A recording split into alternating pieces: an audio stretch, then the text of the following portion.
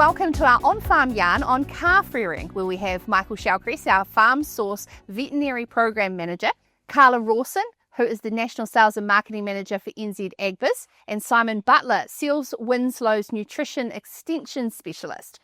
We're thrilled to have you here today as we delve into setting your calves up for success. It's about practical tips and how to invest in your herd's future, and of course, setting you up for profitability, sustainability, and productivity. Okay, Michael, I'm going to start with you.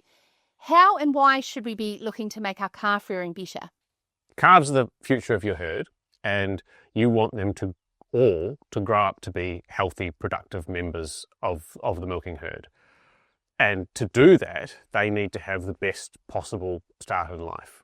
So a well-grown, healthy calf is going to be more likely to be weaned. She's going to be more likely to meet her weight targets, which means she's more likely to get in calf, which means she's more likely to enter the herd, produce more, and get in calf again. So what are the sort of things that we can practically do on farm to get started? Yeah, setting yourself up. Take this dry period as a time to get your shed set up well. Make sure you've chosen good calving paddocks. The thing that can have the biggest impact on your calf rearing's profitability is disease, and it's also going to have a big impact on your time and on the chances of all your calves, successfully making out the other side of the rearing operation. So it's really important that steps are taken to prevent disease from getting into the shed in the first place, to make sure the calves are as healthy as possible so they can resist disease, and then if it does get in, to prevent it from spreading between different pens. Well, Carla, we know that colostrum is really important to a newborn calf's diet.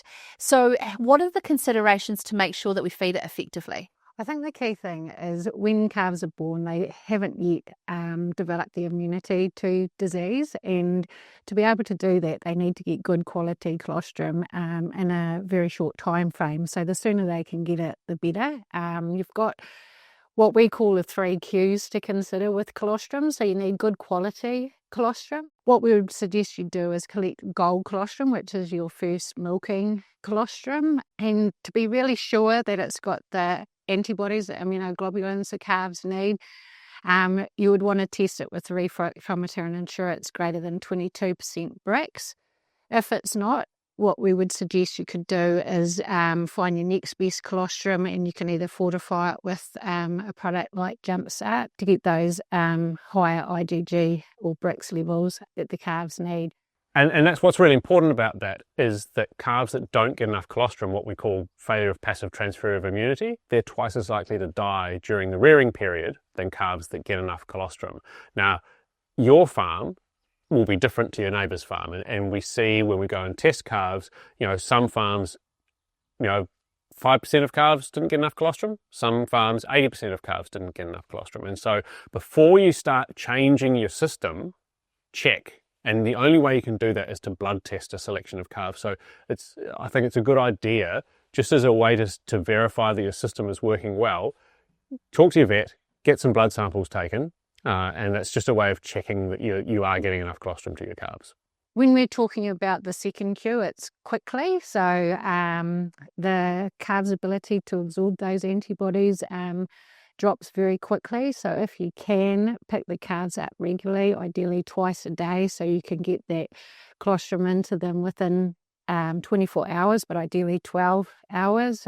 Gut closure happens at that 24-hour mark.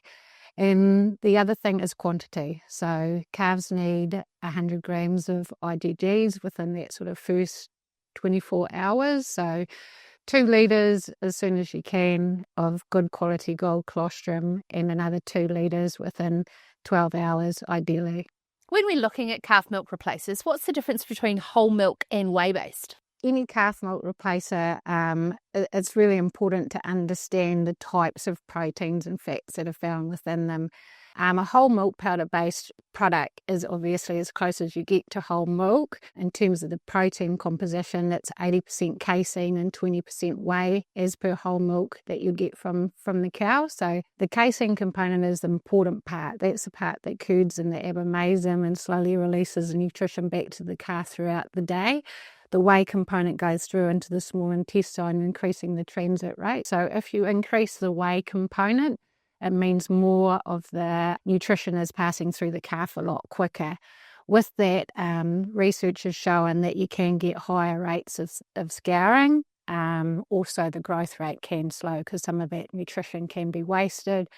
And I think the key thing here is if you can, you want the calves to get to their growth targets as quickly as you can, and that's what you'll get with a whole milk powder based product. So Simon, why is hard feed so important all the way through?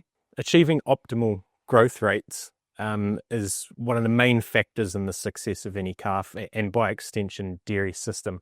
Whether those calves are moving on as weaners, entering beef value streams a couple months later, or returning to the herd as lactating heifers, rapid weanings, quick growth and continued performance out on pasture are key drivers of profitability. When a calf's born, it's technically what would be considered a pre-ruminant, and it's deriving a lot of its growth and development through the milk that is being digested and absorbed through the abomasum and hindgut. When that animal is out on pasture, it needs to have developed the ability to utilize forages as its major energy source. And so the role of a calf meal is to bridge that gap between a milk-fed calf and a ruminant that's fermenting plant forages for growth and reproductive development, while maintaining optimal growth throughout that weaning period and supporting the health status of the calf. How does hard feed support rumen development? Well, initially, when a calf suckles on mum or on the teat on a feeder, the action of suckling stimulates the esophageal groove, and that transports milk directly into the abomasum, bypassing the rumen. And so early hard feed intake is really key, because that feed and the water that the calf is drinking provides the substrates and the initial microbial population that fermentation requires to begin. The fermentable carbohydrates in the calf meal, the starches and the sugars, are converted into volatile fatty acids, which are the preferred energy source for the cells of the rumen epithelium. Those cells use that energy source to develop the folds and projections we call papillae, and that's creating a greater surface area for things like nutrient absorption and transport to occur, and also space for the microbial population to develop. This supports a feedback loop essentially, where a calf with a more developed rumen is going to intake more dry matter, achieve greater rumen development, and that's going to support that continued and sustainable growth throughout weaning and beyond. What should we consider when we're selecting hard feed?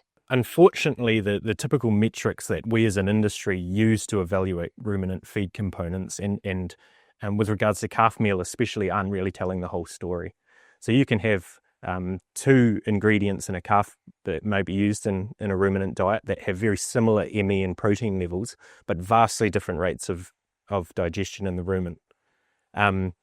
Fat, for example, is really energy dense, has a really high ME, but the inclusion rate, if the inclusion rate of fat exceeds 4%, it can start to inhibit rumen function. And so a calf meal not only needs to be palatable to drive those really early hard feed intakes, but it needs to be made of the right stuff. And that means protein sources that are not only highly digestible, but provide a suitable suite of amino acids that calf requires. Fat no higher than 4%, and obviously that really high starch component as well to drive rumen development.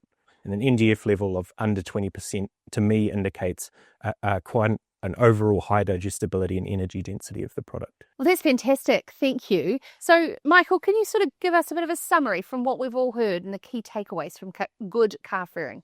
Your calves are the future of your herd, and you've got one shot to set them up. So it's important that you plan in advance, kind of what you're going to do to make sure they have every chance of successful rearing and entering the herd. Carl talked about the 3 Qs of colostrum: quality, quickly, quantity. So making sure those calves are getting enough good quality colostrum within that first 12 to 24 hours of life.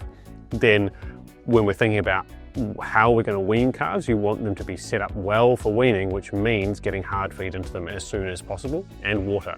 So that's thinking about how we're going to set calves up for weaning and to be able to continue to grow really well after you've stopped feeding them milk. and that comes by preparing their rumen really well, which is having hard feed and water available from birth. Thank you for joining our on-farm yarn around calf rearing best practice. If you'd like more advice, reach out to your Farm Source team or our trusted partners here at NZAgBiz and Seales Winslow.